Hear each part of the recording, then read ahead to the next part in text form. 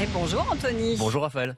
Alors aujourd'hui vous nous parlez d'une prouesse technologique et médicale, prouesse réalisée par une jeune entreprise française, Cocorico. Oui.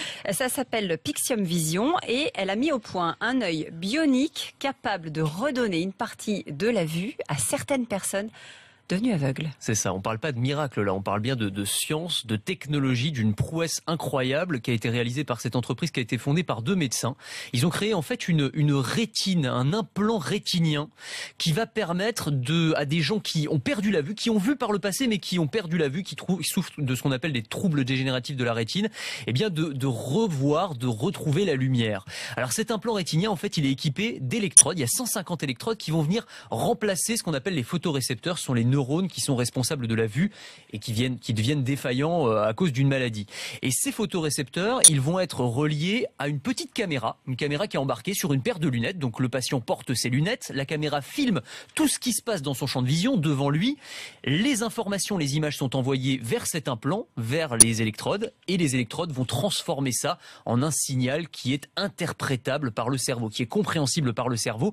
Et le résultat, eh bien, c'est que tout d'un coup, on est dans l'obscurité totale et on va passer à la lumière. On va voir. Alors quand je dis on va voir, on voit pas comme vous et moi en haute définition. Voilà, on va voir des formes, on va voir de la lumière. On voit pas les couleurs, c'est du noir et blanc.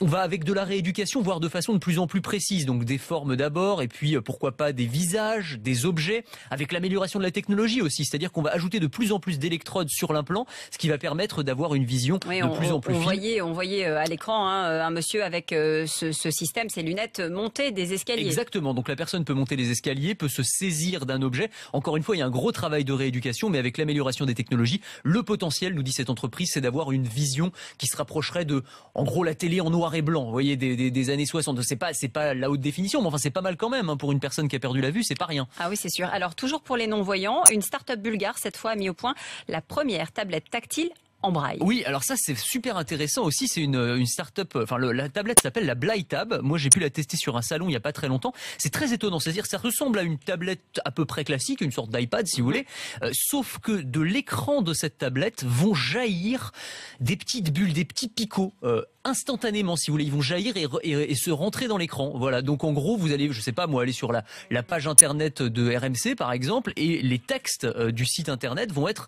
traduits, convertis en braille instantanément. Même chose pour le contenu d'une clé USB, n'importe quel contenu va être comme ça transcrit en braille et l'enjeu ça va être de remplacer les claviers mécaniques en braille qui existent déjà aujourd'hui mais qui coûtent extrêmement cher.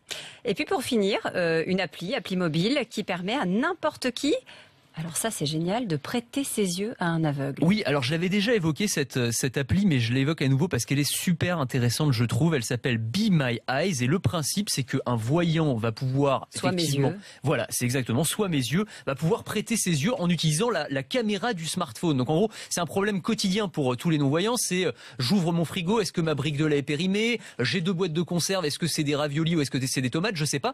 Je vais ouvrir l'application simplement, je vais être mis en relation avec un des 300 000 volontaires de l'application, n'importe qui peut s'inscrire, vous pouvez y aller, hein.